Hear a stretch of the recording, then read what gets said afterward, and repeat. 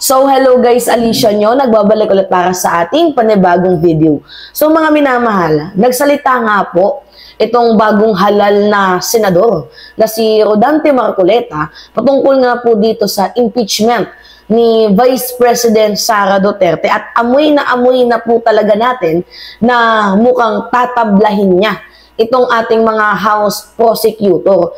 Di ba dapat supposedly ikaw yung judge?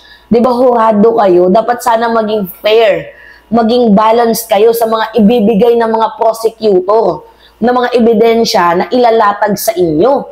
Kasi yung House prosecutor, mga minamahal, yung mga panelists, sila yung magdidikdik dyan, House prosecutor nga eh. Sila yung magdidiin dyan. Diba, na karapat dapat ma-impeach itong si VP Sara Duterte dahil magpo-provide sila ng tons of evidences na magpapatunay na meron ngang anomalya, na merong ginawang hindi maganda, sa madaling sabi na karapat dapat ma-impeach itong ating Vice Presidente. Supposedly, syempre, gawain yan, diba, ng prosecutor. Now na ikaw ay isang senador kasi ikaw yung uupo bilang isang hurado ng impeachment trial ni VP Sara Duterte, dapat maging fair at maging balance ka. Now, ito yung kanyang tirada. Dumali na naman si 2,000 ng kuryente kada buwan. I think nanalo to dahil sa pangako niya na 2,000 kuryente kada buwan. Sabi dito, preparado ako talaga. Maniwala ka sa akin, pagdedebatehan muna natin kung talagang kinakailangang matuloy o hindi. So, ang labas kasi dito, mga minamahal, bukod sa tatablahin niya, itong mga House panelists natin, mukhang napapansin naman ninyo sa kanyang mga binitawang pahayag, abay, mayroong kudi-kudi kung itutuloy ba or hindi. Mukhang pipigilan ni Rodante Marcoleta ang impeachment ni Vice President Sara Duterte. Kasi sabi niyo, pagdedebatehan muna natin kung talagang kinakailangang matuloy or hindi. FYI, Senator Rodante Marcoleta, hindi mo pwedeng ipahinto ang impeachment. Dahil unang-una, constitutional duty yan ng Senate. Yan yung sabi ng Supreme Court. Final decision na yan. So, wala kang karapatan, di ba, na pahintuin, itigil ang impeachment kay VP Sara. Dahil unang-una, yan ay constitutional duty ng Senado. Sino ka para pigilan ang napipintong impeachment ni Vice President Sara Duterte? Although yung impeachment is number games, may numero na nga kayo eh. Bakit natatakot ka pa? Diba? Meron na kayong numero dyan. Bakit natatakot ka pa? Alright. Sabi dito, mali ang batayan. Mali ang proseso. Kasama ako, diba? So mula doon, alam ko kung ano yung gagawin. So, dyan makikita ninyo na itong si Rodante Marcoleta, abay, meron na ngang pagkiling. Dito nga po kay Vice President Sara Duterte. Lagi niyang ini-insist, kailangan natin ng ebidensya, yung version ng Senado. Lagi niya yung sinasabi, mga minamahal, yung mga valid evidences na yan. Pero kung susumatotalin, naniniwala ka sa mga ebidensya, pero hindi ka naniniwala sa West Philippine Sea, ibang ka ba? I'm just asking lang. Well, let's see, mga minamahal. Tingnan natin, baka mamaya maging same pattern lang din yung gagawin niya dito sa issue ng so-called West Philippine Sea. Alam nyo, nabububuhan ako sa mga butante. Bakit kaya nila binoto itong si Rodante Marcoleta? Although dinala siya ng INC or ng Iglesia ni Cristo. Pero yung point of view natin dito, mga minamahal, kahit sino pang magdala sa yung liderato or grupo, pero pag mali talaga, wag mong iboboto. Diba? Kasi yung labas dito, mukhang nagiging Duterte attack dogs. Itong si Rodante Marcoleta. Ito yung rescue team ni Duterte.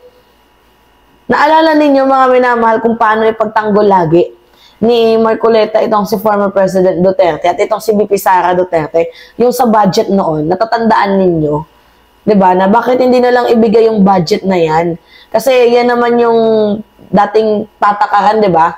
Na kapag meron ng inilatag doon na na pagpupunduhan, pagperma na lang. Yun yung yung gusto nakalimutan ko na yung tawag doon eh.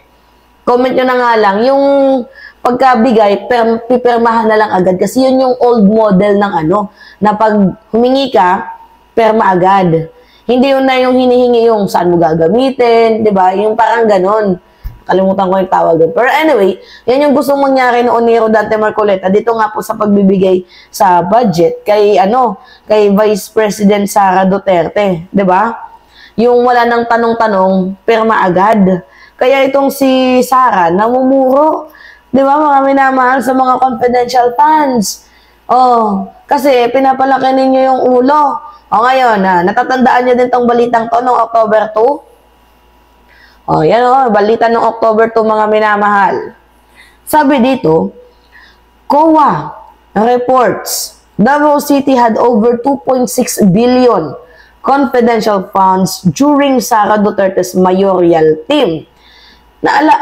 Mayoral term. Naalala nyo itong si Sara Duterte, lumobo ng lumobong confidential funds niya nung naging presidente, yung kanyang ama. At saka during pandemic imagine nyo na lang, pandemonyo, kulang tayo ng pera kasi nagkabaon-baon nga tayo ng utang sa China. Diba? Na utang din naman ni Duterte na binabayaran ng mga taxpayer. So ngayon, kung matatandaan ninyo, lumobo yung confidential funds ni VP Sara Duterte.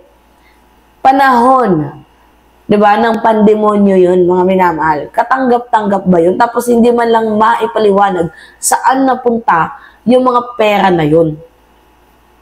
Binigyan mo ng napakalaking confidential funds itong anak mo without knowing saan nga ba ginamit ang pera.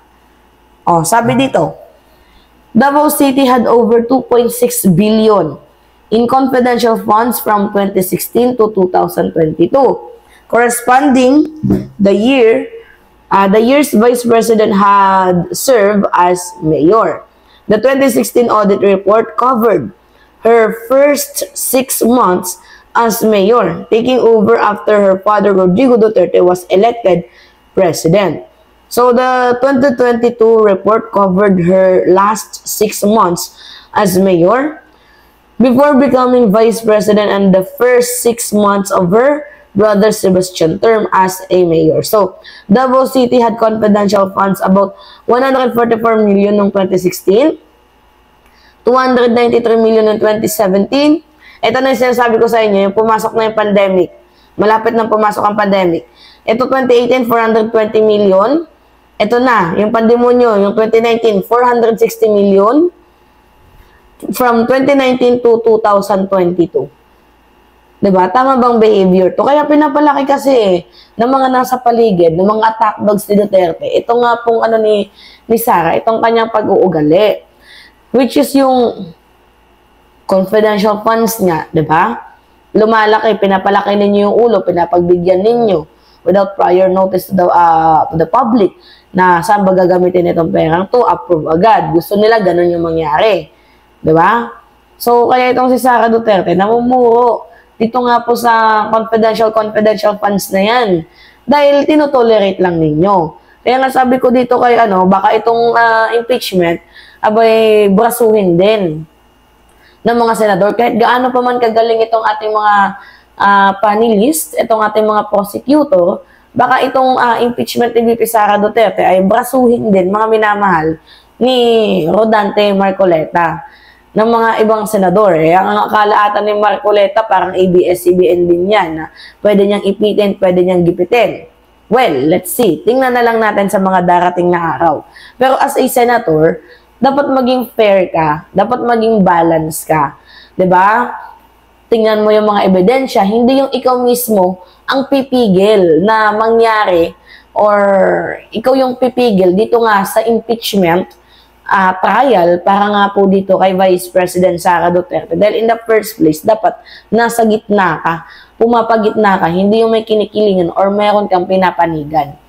Gets ninyo mga minamahal? Ewan ko ba dito kay Rodante Marcoleta, lakas din ng tama. Alright, so, Yan, mga minamahal. Anyway, pahingi lang po ako, yes, ng comments ninyo. Comments, likes, and share. And also, don't forget to click the subscribe, mga minamahal, and hit notification bell always for more update. Yun lamang po at ingat, mga kababayan.